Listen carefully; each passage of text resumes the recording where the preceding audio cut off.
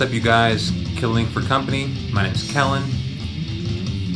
Today, we have a new entry into the Blood from Stone series that I kind of do on an annual basis now, kind of like a little tradition I return to. So, for those who are unfamiliar, this is a series that focuses primarily on American traditional heavy metal from the 90s, or sort of as we leave the 80s, for example, which is going to be the band that we're talking about today in terms of the time period they fall under.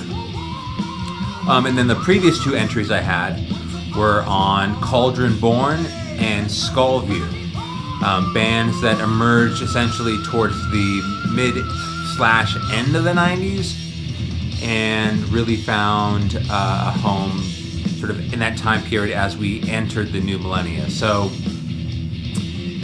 it's a time period in which I think American traditional heavy metal is kind of overlooked or absent. It's to some degree considered a nadir within the genre, given how pioneering the 1980s were. So today we are going to focus on essentially a band from Jackson, Michigan. They'll be playing in the background here, called Enchanter. And I've got a couple of releases. So they initially started as Enchanter and moved into a band called Longings Past. Now, I'm going to talk about those Longings Past releases later, but at least to begin with, we're just going to focus on Enchanter. And as we make a transition into what became Longings Past, I'm going to talk about a little bit, I think, I just wanted to circle back to this sort of transition period in history. So, Enchanter, let's get there. So, I have essentially two copies here. One is a CD compilation. Just if I can escape the glare.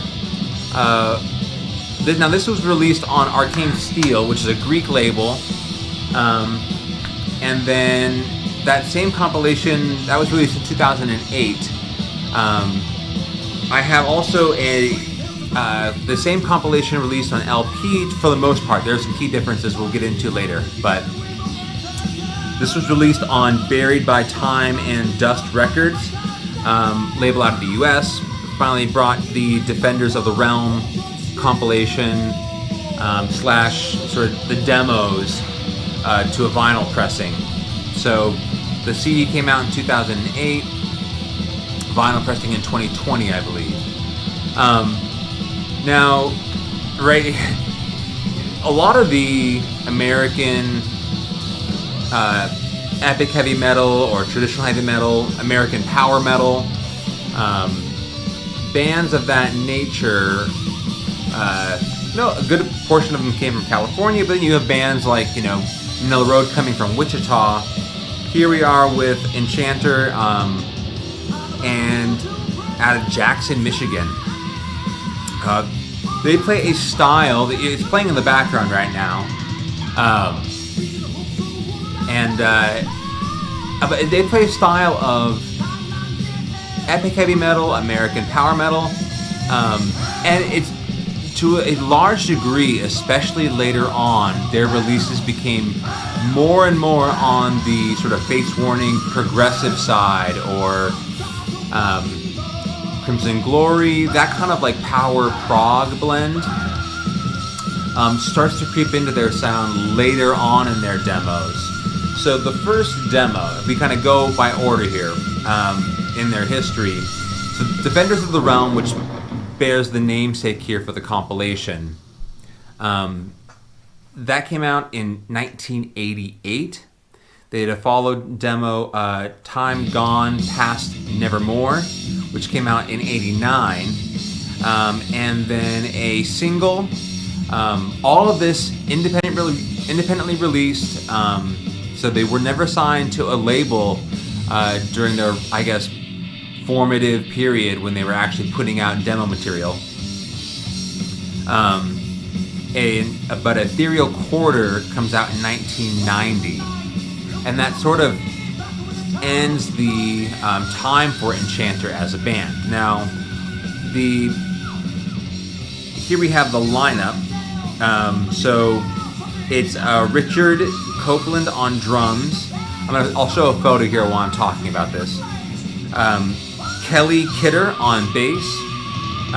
You can hear Brian David Osborne on vocals, and James Shellberg on guitar.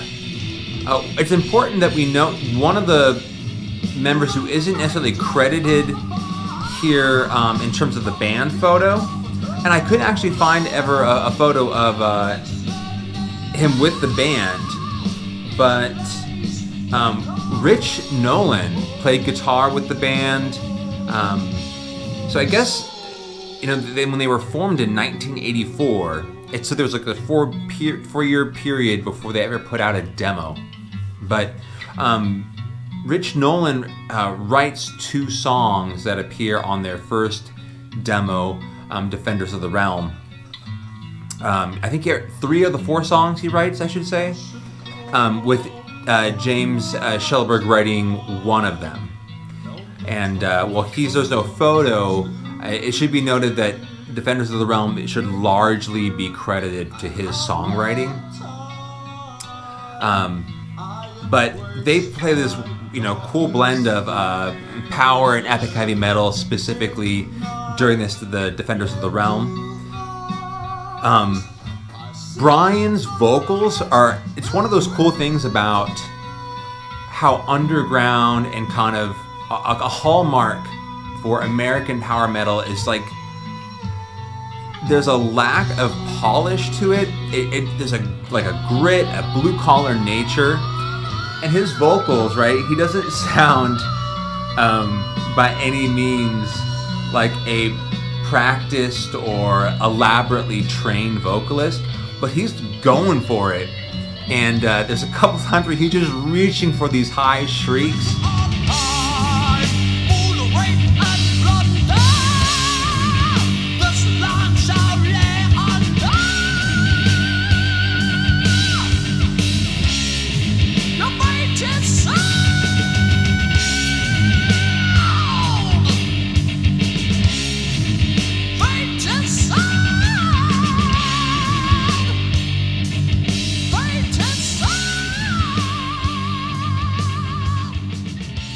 And I think it's one of the more endearing qualities about the genre during the 1980s is just how it feels so completely honest, unadulterated, like we have a passion for this.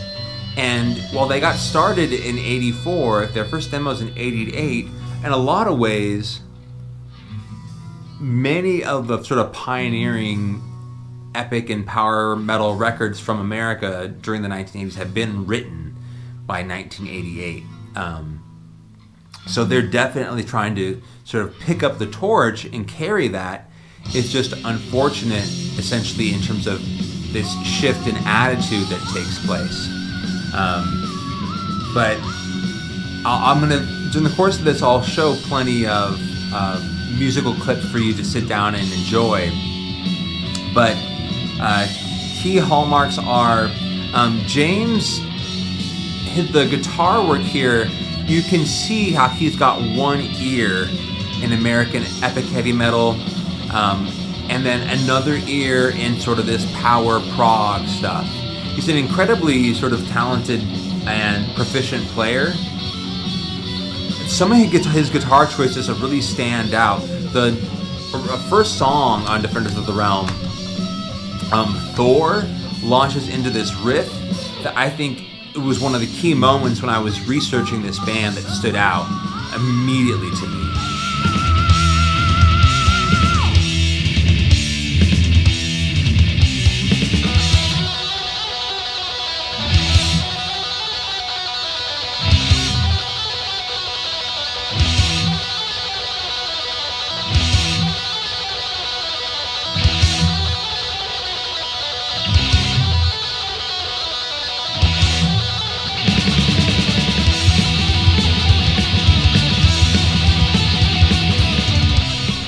So one of the things that I'm going to circle back to here is one of the key songs written, Beckoned with a Call, is actually recorded for both demos. So it's on Defenders of the Realm and also the following demo, Time Gone Past and Nevermore.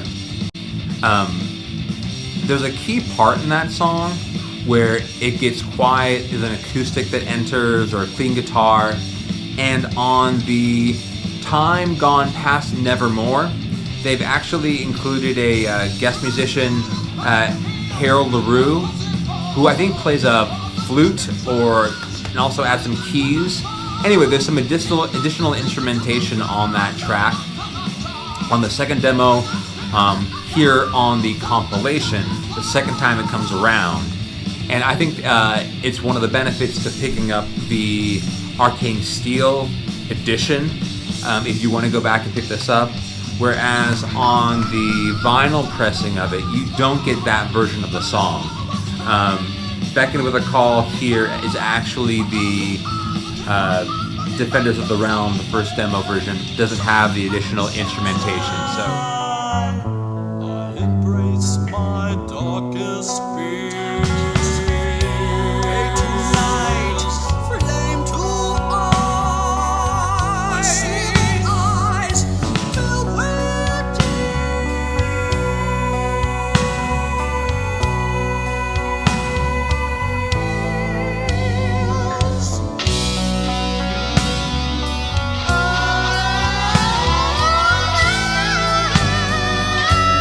So that may be, if you want to hunt down this compilation, it may be worth it.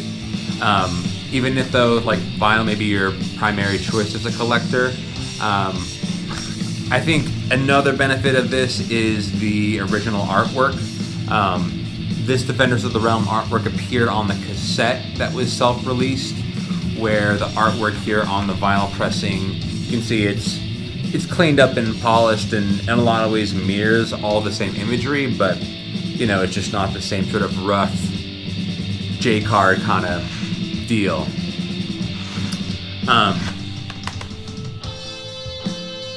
So we get on this compilation the 3 demos, and all of it are great examples of American epic or American power metal, done incredibly well. It's disappointing that they never really took off anywhere, but this has been remastered for the compilation. I haven't seen anyone ever, post the demos, the cassette versions that were self-released by the band. I have no idea how many of them are actually circulating, but I think Shellberg was part of the remaster here. So it's a solid job. It sounds muscular and powerful in a lot of ways that typify what American power metal is. So it's worth checking out. So after we get these demos, the band makes a major change.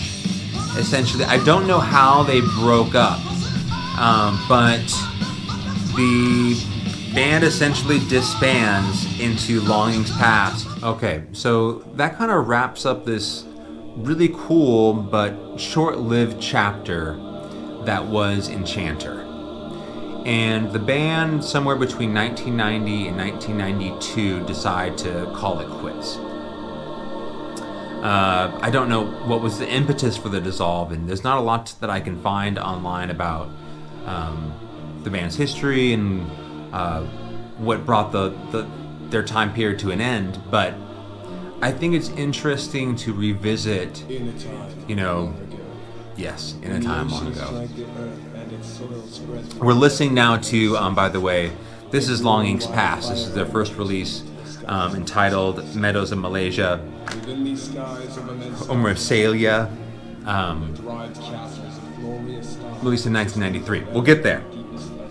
First, I wanted to talk about, recently, Darcy Six Strings came on the Heavy Metallurgy Friday night stream to talk about the year 1990, and they talked about their favorite records. But before things kind of got going, they addressed this notion that grunge killed metal, and kind of criticized that sentiment or historical interpretation. To the shorthand version of things was maybe hair metal is what died off, or glam is what died off, and was replaced by grunge. But to a large degree, the underground remained underground. If you were into, Venom, you got into Dark Throne. If you were into Slayer, you got into Cannibal Corpse. If you went through a terrible breakup and picked up a drug habit, you got into goth and industrial, whatever. Like, I think the idea, though, is from the transition from the 1980s to the 1990s, it's, the entire, I guess what I wanted to say when I was sort of rewatching it was, I think this is a part of the underground that kind of did die. There's like a major gap for bands like Kirith Ungol and Omen and Manila Road that happened during the 1990s. While Fate's Warning, which is an important band for us to consider because they play a major influence, and obviously like Crimson Glory, because midnight passes, they kind of fade into history. The band dissolves, but I just wanted to say, like, this is a part of the American underground that really did suffer, that didn't really have a place to go.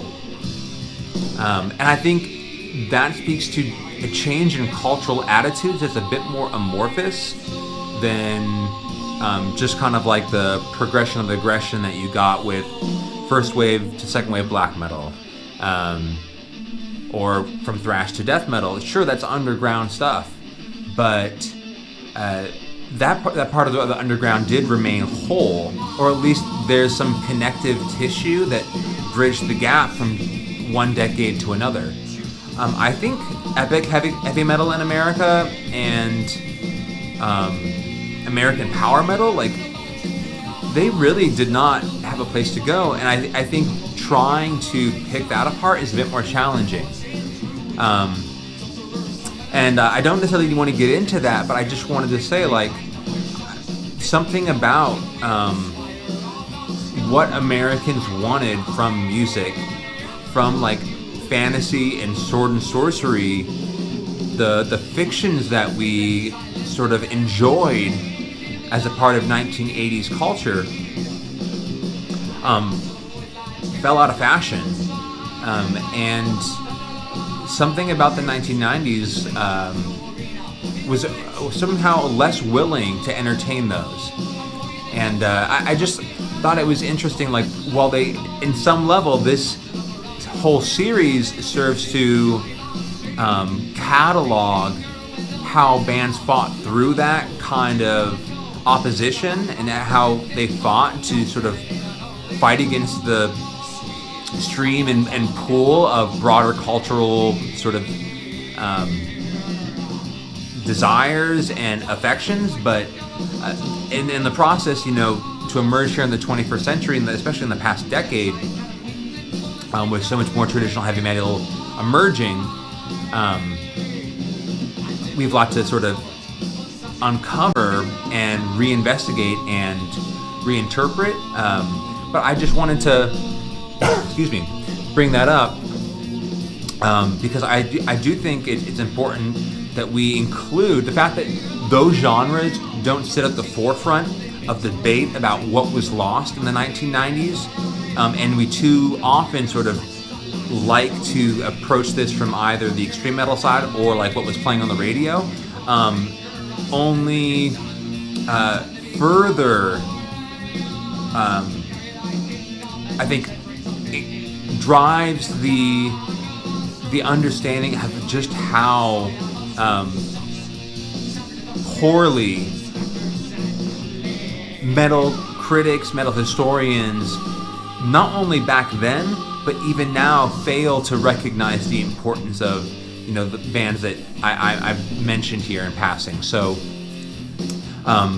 hopefully, like, as that we continue to bring them up and make sure that they're part of our sort of historical analysis when we get to what was lost and what is yet to be sort of rediscovered from this era. So that gets us into Longings Past. The band really survives with the one lone member is James Shelburne. John Sayles comes in to play bass. The guitar here, so James moves from as a guitarist in Enchanter into a vocal role here for Longings Past. And on this release, Keith Brown takes over on guitar. Drums go to Jared Miller. The sound of this band has become increasingly more progressive. So the Fates Warning influence become a bit more pervasive, and while there is some, you can probably tell a little bit of that, like, you know, Omen and Manila Road kind of gallop to their sound, borrowed from, you know, the new wave of British heavy metal. They look at these kind of empty, quiet spots.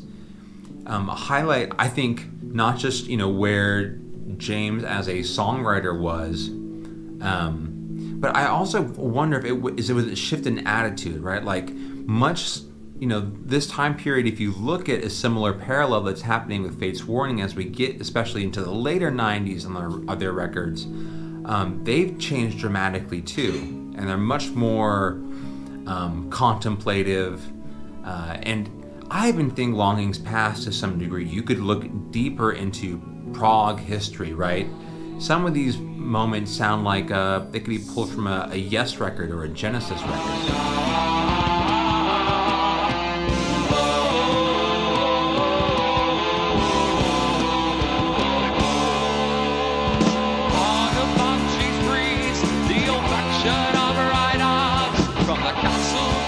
Skeletons armored in steel, they Johnny boy out in steel.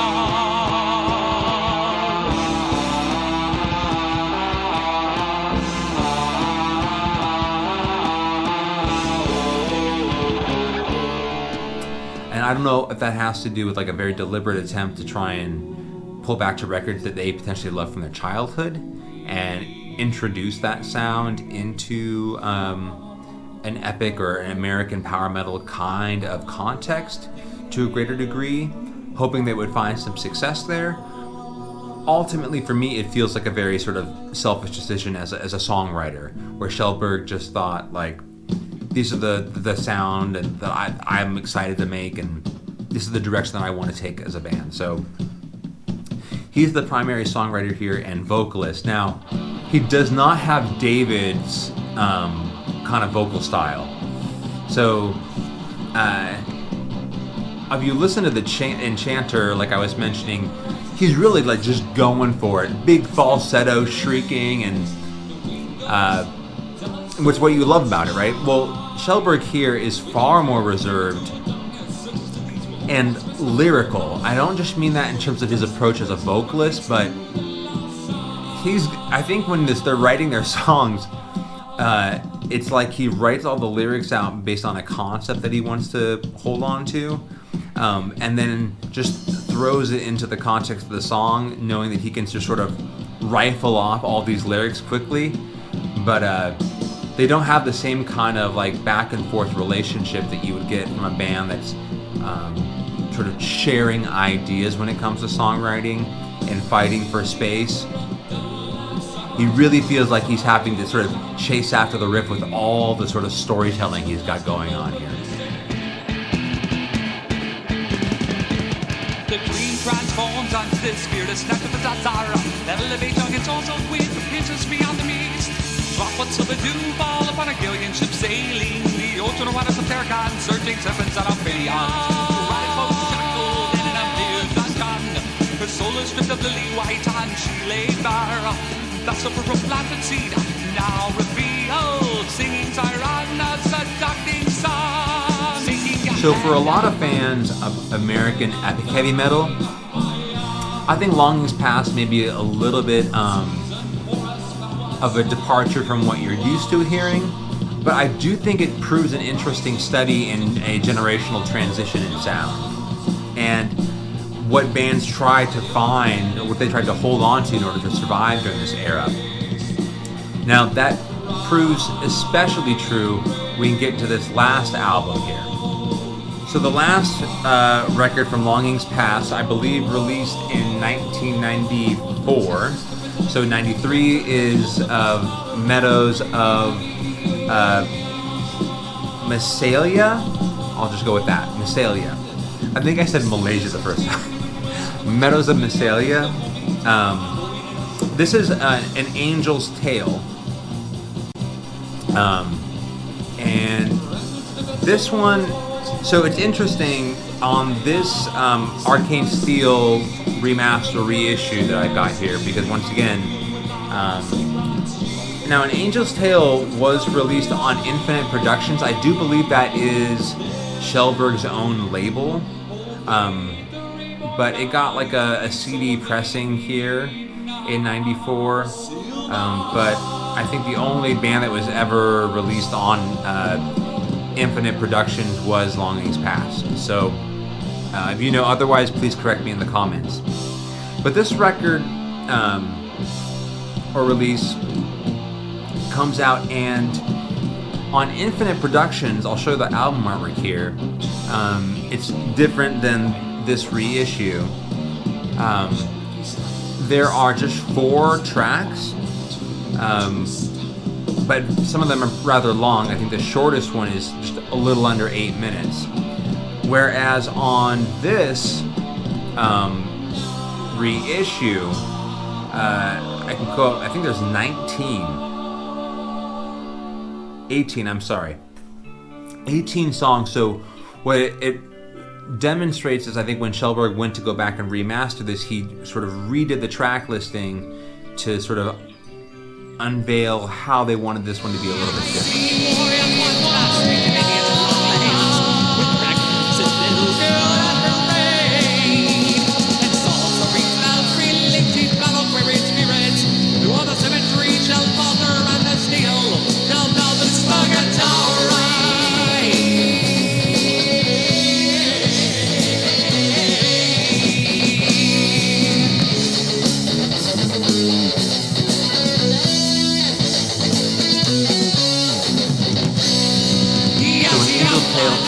Very different.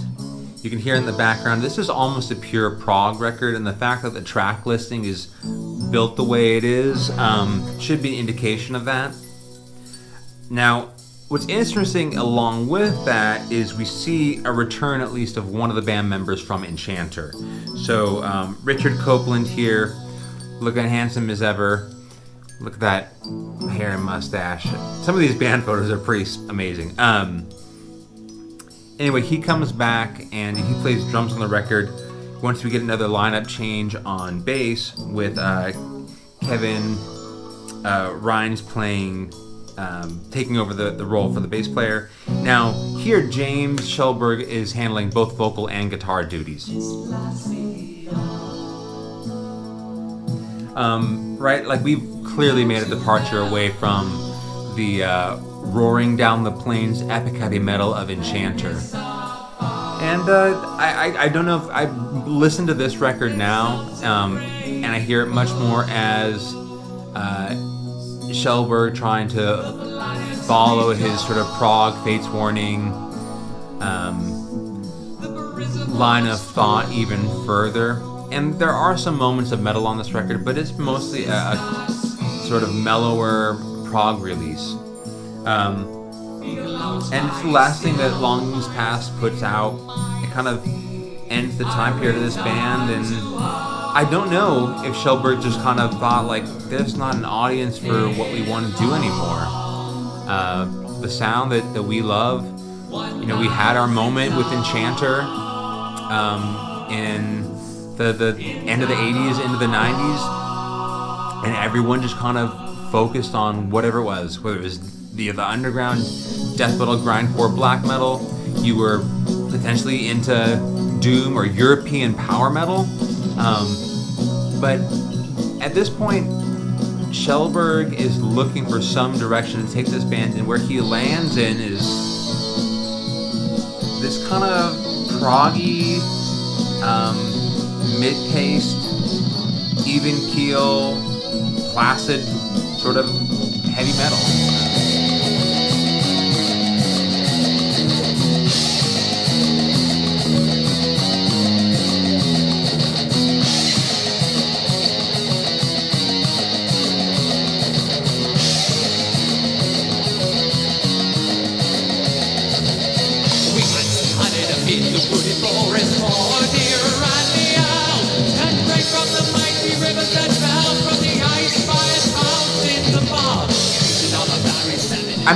It's kind of interesting to go through since a very short time period where we get the demos in 89 to 1994.